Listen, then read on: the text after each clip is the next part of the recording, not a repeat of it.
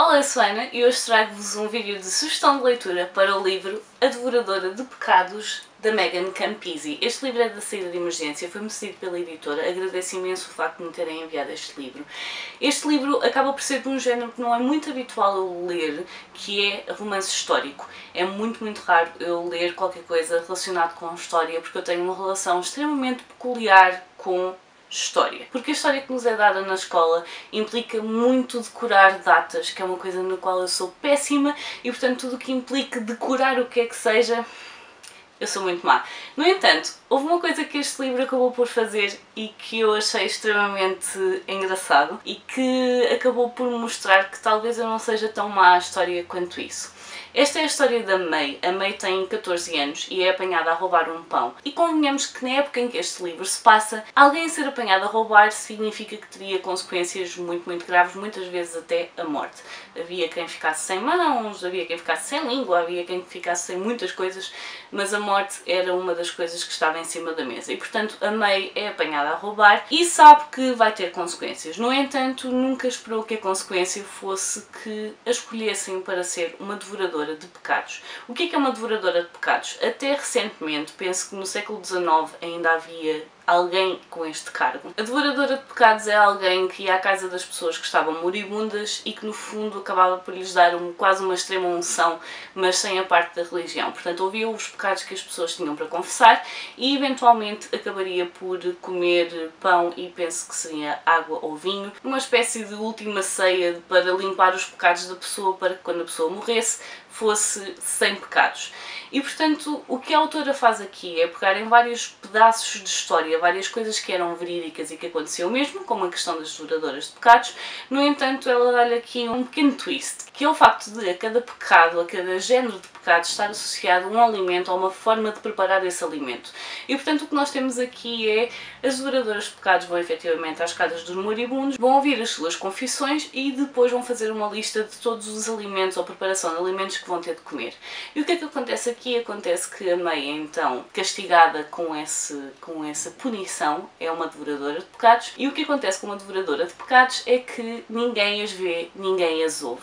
É como se elas fossem espectros no mundo dos vivos. Portanto, elas passam na rua e ninguém olha para elas, ninguém fala com elas, ninguém se pode dirigir a elas sem ser as pessoas que já estão moribundas. É uma vida extremamente solitária em que nem entre ela e a antiga devoradora de pecados há troca de palavras, elas estão mesmo proibidas de falar e lá está, é extremamente solitário.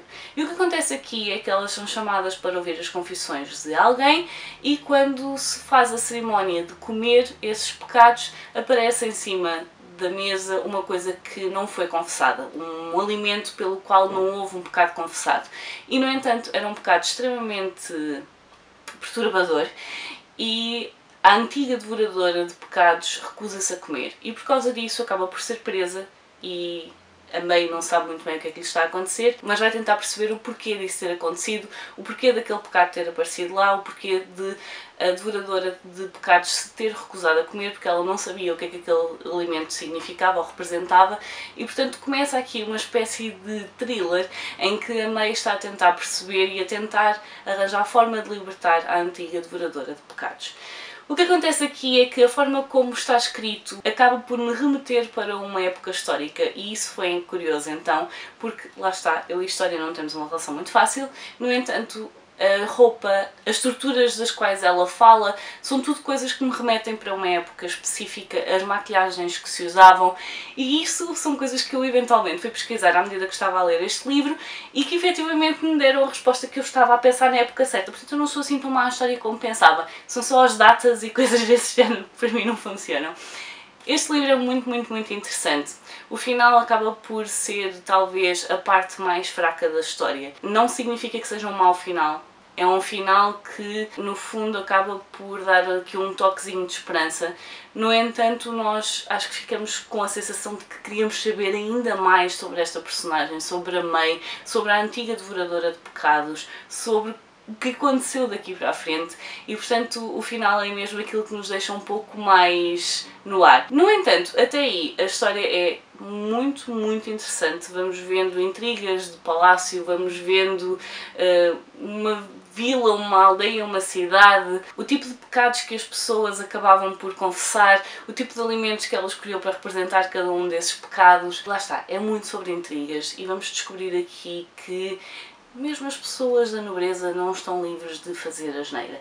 E, portanto, este é um livro que eu aconselho a pessoas não só que gostem de romances históricos, porque é interessante, porque este livro acaba por ser mais do que um romance histórico. Lá está, tem essa parte do mistério que ela está a tentar perceber o que é que aconteceu e ela vai mesmo fazer uma espécie de trabalho de detetive para tentar perceber, então, porquê de a antiga devoradora de pecados se ter recusado a comer aquele alimento. Portanto, fica aqui a minha sugestão, se gostarem de um bocadinho de história, com um bocadinho de fantasia, com um bocadinho de mistério, este livro é para vocês.